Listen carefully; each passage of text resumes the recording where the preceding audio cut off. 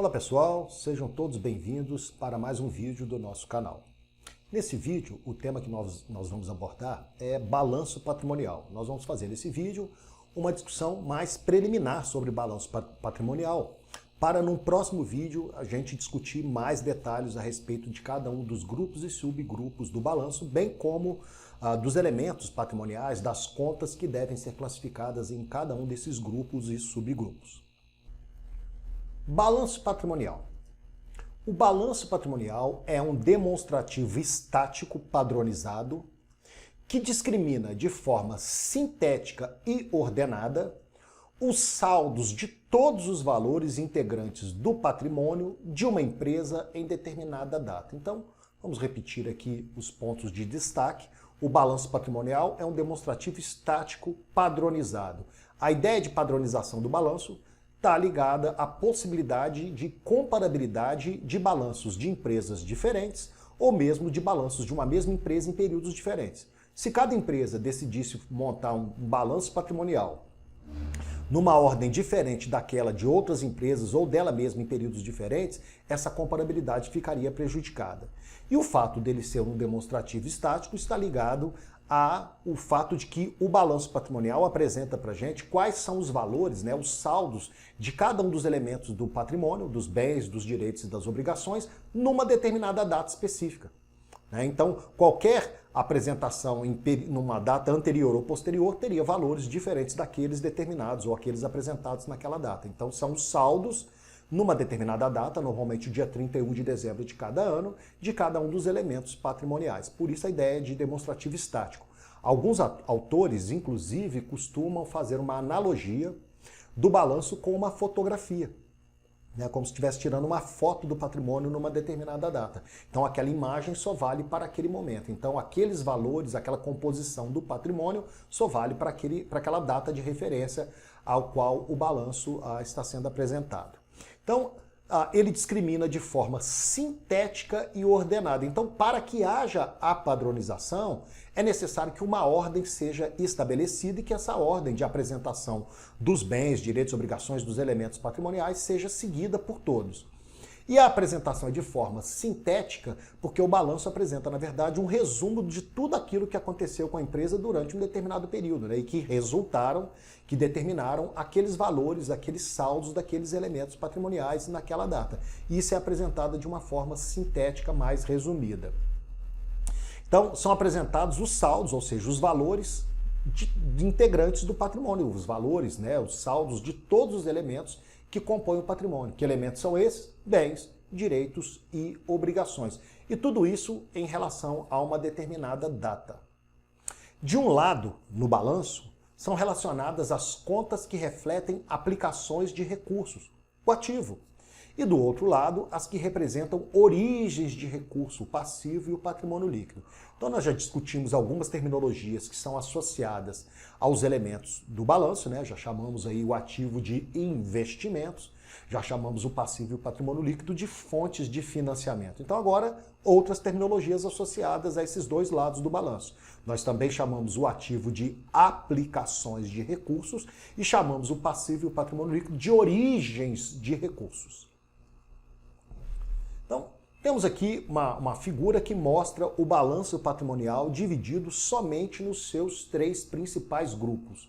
O ativo, de um lado, e do outro, o passivo e o patrimônio líquido. Então, nós já discutimos que o ativo representa o total dos investimentos em bens e direitos que são necessários para que a empresa desenvolva a sua atividade. E agora nós vimos também que o ativo representa as aplicações de recursos em bens e direitos. Do outro lado, nós temos o passivo e o patrimônio líquido como as fontes de financiamento, ou seja, de onde vêm os recursos para fazer os investimentos no ativo. E agora a gente também chama o passivo e o patrimônio líquido de origens dos recursos que são aplicados, que são investidos no ativo. Bom, vamos agora ver qual é a definição de ativo que aparece lá no CPC 00R2, estrutura conceitual. Segundo o item 4.3 do CPC 00R2, estrutura conceitual, ativo é um recurso econômico presente, controlado pela entidade, como resultado de eventos passados. Então, repetindo aí os destaques, ativo é um recurso econômico presente. A norma chama os ativos também de recurso econômico. E ele é um recurso econômico presente porque ele já está à disposição da entidade para que ela usufrua dos benefícios advindos do uso desse recurso econômico, desse ativo, e que ao mesmo tempo assuma os riscos de ter o controle desse recurso econômico. Então o recurso tem que ser controlado pela entidade. Essa ideia de controle é poder usufruir dos benefícios e assumir os riscos associados à posse, ao uso desse recurso econômico. E ele tem que ser controlado pela entidade. Regra geral, esse controle advém da propriedade jurídica, mas não necessariamente é preciso que a empresa seja proprietária jurídica de um item do ativo, de um bem ou de um direito, para que ela tenha o controle dos benefícios e assuma os riscos associados à posse desse recurso econômico. E isso tudo como um resultado de um evento passado. Então a empresa conseguiu esse controle sobre esse recurso econômico em algum momento do passado. Não é algo que ainda vai acontecer. O fato de uma empresa ter a intenção de, numa data futura, adquirir uma máquina ou assumir o controle de uma máquina que vai produzir o produto lá que ela fabrica, mas ela ainda não comprou essa máquina, ainda não contratou o uso dessa máquina, não dá para registrar essa máquina, então, ainda no ativo. Então, isso tem que derivar de um evento passado. Agora, o item 4.4 do mesmo documento, do mesmo pronunciamento técnico, dispõe que recurso econômico é um direito, e aí a expressão direito sendo usada para se referir tanto aos bens quanto aos direitos, conforme a gente discutiu em vídeo anterior. Então, recurso econômico é um direito que tem o potencial de produzir benefícios econômicos. Então, a ideia de produção de benefício econômico é a ideia de utilização do bem ou o direito para a finalidade para a qual ele foi adquirido. Então, o benefício econômico implícito, por exemplo, num título a receber, é que ele possa ser recebido no futuro. O benefício econômico implícito, por exemplo, no estoque de mercadorias de uma empresa comercial, é que essas mercadorias possam ser vendidas no futuro. O benefício econômico implícito numa máquina de uma indústria é que essa máquina possa continuar produzindo o produto que a empresa fabrica e vende. Então, nós vimos aí as condições para que um elemento seja classificado como item do ativo. Tem uma que não está explicitamente mencionada nesses dois trechos aí do texto normativo que a gente acabou de ler, mas que é importantíssimo e que a gente já discutiu em outros vídeos, que é a necessidade de que esse bem ou esse direito, esse recurso econômico, possa ser mensurado em unidades monetárias ou em dinheiro.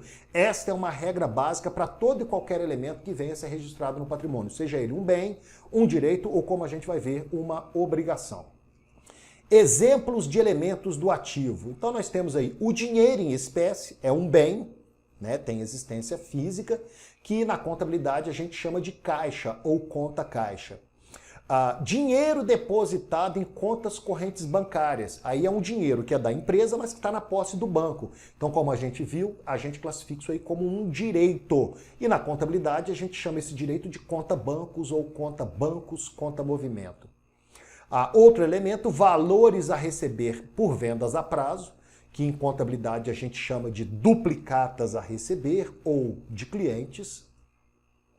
Mercadorias para revenda, que a gente chama na contabilidade de estoque de mercadorias para revenda. Equipamentos industriais, que nós podemos usar uma conta com o nome máquinas e equipamentos. Imóveis, terrenos e edificações. Veículos e, por fim, computadores. Então, todos esses são exemplos de bens ou de direitos, elementos do ativo, recursos econômicos, conforme denominado lá na definição de ativo. Agora vamos discutir a definição de passivo. Segundo o item 4.26 do CPC 00R2, estrutura conceitual, passivo é uma obrigação presente da entidade de transferir recurso econômico como resultado de eventos passados. Vamos aos destaques. Passivo é uma obrigação presente da entidade. Então, é uma obrigação que a entidade já assumiu. Normalmente, a assunção de uma obrigação se dá por um termo contratual. A empresa compra a prazo, por exemplo, assume contratualmente a obrigação de pagar por essa compra no futuro. A empresa vai num banco, pega dinheiro emprestado, assume contratualmente a obrigação de pagar esse empréstimo no futuro. Então, o passivo é uma obrigação presente da entidade, uma obrigação que a entidade já aceitou. E essa é uma obrigação de transferir recurso econômico. Então, normalmente, uma obrigação, uma dívida, um passivo, ele é liquidado com dinheiro. Dinheiro é ativo, ativo é recurso econômico. Mesmo que a dívida seja satisfeita, seja paga, liquidada com outro tipo de ativo, ainda assim é uma transferência de um recurso econômico. Existem outras possibilidades de liquidação de uma dívida, de um passivo, mas que a gente não vai discutir agora nesse vídeo. Isso tudo como resultado de eventos passados. Então, da mesma forma que vale para o ativo, né, que um ativo tem que ter nascido, né, o controle de um ativo tem que ter nascido de um evento passado, a assunção, né, considerar que existe uma obrigação presente, também tem que ter acontecido de um evento passado. Então, usando o mesmo exemplo que a gente usou lá no ativo, não basta que a empresa tenha a intenção de comprar uma máquina no futuro e vai comprar essa máquina financiada, né, mas ela ainda não comprou, não contratou a compra dessa máquina ainda, ela não pode dizer que ela já tem obrigação de pagar uma dívida relacionada a essa máquina, né? Então, essas obrigações também têm que ter nascido de um evento passado. Alguns exemplos de passivo. Então, valores a pagar oriundos que nasceram de compras a prazo. Então, a empresa comprou a prazo, surge a obrigação de pagar por isso numa data futura. Normalmente a gente chama isso de fornecedores ou de duplicatas a pagar na contabilidade, né? Uma conta com o nome fornecedores ou duplicatas a pagar. Tributos, né? Impostos, taxas e contribuições a pagar. Aluguéis de imóveis, aluguéis a pagar. Empréstimos obtidos junto a bancos, os empréstimos a pagar. Valores devidos aos empregados, salários a pagar. Financiamento de equipamentos, financiamentos a pagar. Honorários do contador, honorários a pagar. E contas de energia, água, telefone, que a gente chama de conta de energia a pagar, conta de água a pagar, conta de telefone a pagar. Todos esses são, então, exemplos de elementos do passivo. Agora, vamos ver a definição de patrimônio líquido. Segundo o item 4.63 do CPC 00R2, estrutura conceitual, patrimônio líquido é a participação residual nos ativos da entidade após a dedução de todos os seus passivos. Então, é a participação residual nos ativos da entidade. Então, residual, resíduo, é o que sobra. Então, o patrimônio líquido é o que sobra dos ativos depois que foram deduzidos os passivos. Então, a gente pode lembrar de uma das versões da equação patrimonial. Patrimônio líquido é igual a ativo menos passivo. É o que diz essa definição, né? Então, ativo menos passivo é igual a patrimônio líquido. Então, valor que sobra do ativo, depois de deduzidos os passivos, é o que sobra, é o valor residual do ativo. Então, o patrimônio líquido. O patrimônio líquido evidencia recursos dos proprietários aplicados no empreendimento. Então, são as tais das obrigações não exigíveis. São as obrigações do patrimônio da empresa para com o patrimônio dos sócios.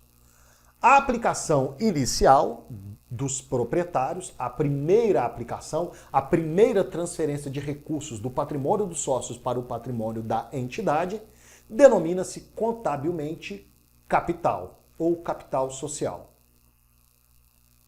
Agora, alguns exemplos de elementos do patrimônio líquido. Então, o investimento inicial dos sócios é o capital social. Tem um subgrupo no patrimônio líquido chamado capital social, e nesse subgrupo nós podemos classificar a conta capital social, que às vezes aparece com o nome só de capital ou de capital subscrito.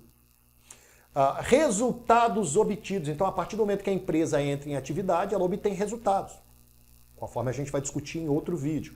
Esse resultado pode ser lucro ou pode ser prejuízo. Então, o lucro ou o prejuízo acumulado ao longo de períodos em que a empresa está em atividade também aparece lá no patrimônio líquido, num subgrupo denominado lucros ou prejuízos acumulados.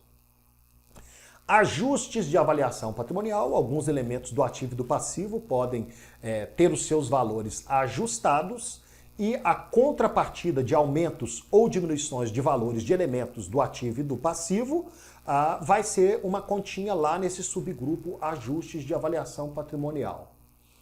Reservas de capital, então são valores que excedem ao valor do capital. A empresa negocia, por exemplo, as suas ações numa bolsa de valores, né? A primeira oferta de ações da empresa. Essas ações têm um valor nominal e a empresa consegue negociar, vender essas ações por um valor superior ao valor nominal. Esse excesso, esse valor excedente, a gente chama de ágio. Ágio na emissão de ações é uma conta classificada em reservas de capital. Reservas de lucro, a empresa que obtém lucro, né, com as suas atividades, pode distribuir, distribuir uma parte desse lucro para os sócios.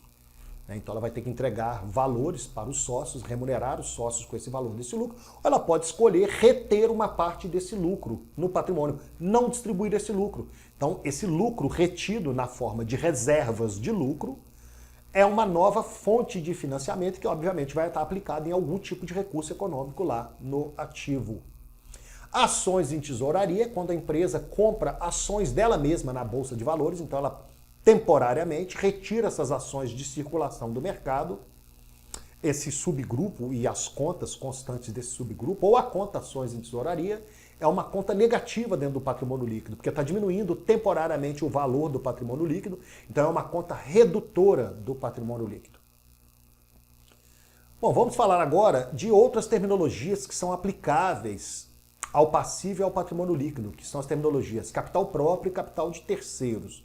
Então, nós chamamos de capital próprio o valor das obrigações não exigíveis, né, que é o patrimônio líquido, que estão relacionados com as obrigações para com os investidores. Então, nós chamamos também o patrimônio líquido, né, de capital próprio.